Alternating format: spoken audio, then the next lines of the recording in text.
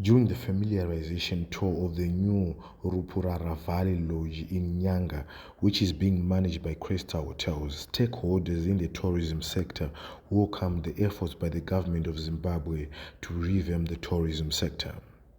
Travel and tourism sector in Zimbabwe has a very ambitious future ahead of it, and it's keen to see the travel and tourism sector become the single most important economic contributor to Zimbabwe's GDP by mid-century. So it's an ambitious target, but it certainly is achievable if all the current activities are geared towards the achievement of that goal.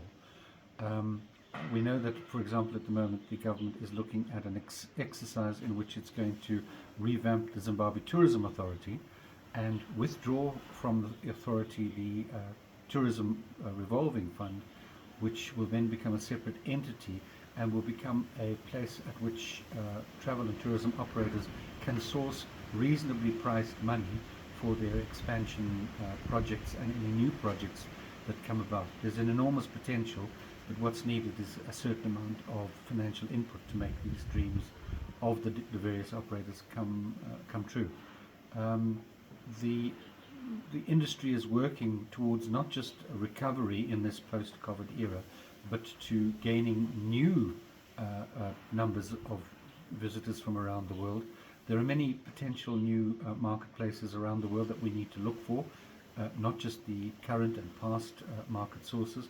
We need to look at new sources, and we need to look at the evolving face of travel and tourism and see where we can fit into these changed expectations. For example, there is a large number of people who will not go to a destination that is not guaranteed to be environment friendly and obtaining its income from sustainable sources. So we need to react to that.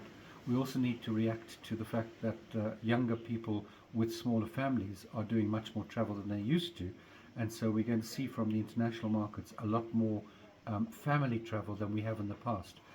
Long haul travel from Europe and North America has tended to be couples or small groups, but we're going to see much more in the way of family groups coming to this part of the world, so we need to gear ourselves to that kind of change as well. And Inyanga is a destination that has traditionally been primarily for the domestic market.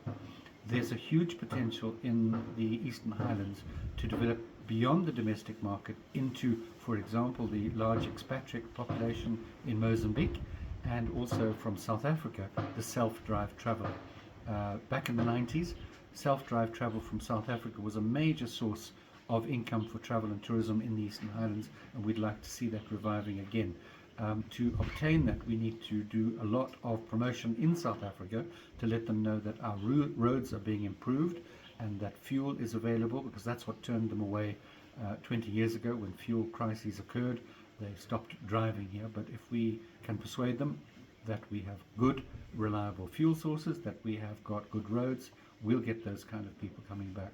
So I think what we're looking for is a much more thinking out of the box, so that we can obtain a higher number of tourists from all these different evolving markets.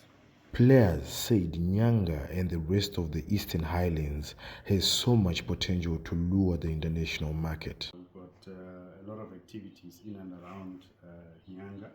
We've got the national park that is, the Nyangombe Falls. You've got the pools and the pits in there. The Nyangani Mountain, Tarazi. You've got the skywalk and the zip line. So there's quite a lot to do. As Stan said, you can spend a week without doing anything twice. A lot of vantage points where you can go and view, just view nature, sunsets, sunrises. There's so much to do around here. There's apple farms. We were at the apple farm yesterday. There's trout farming. Yeah, the list is endless.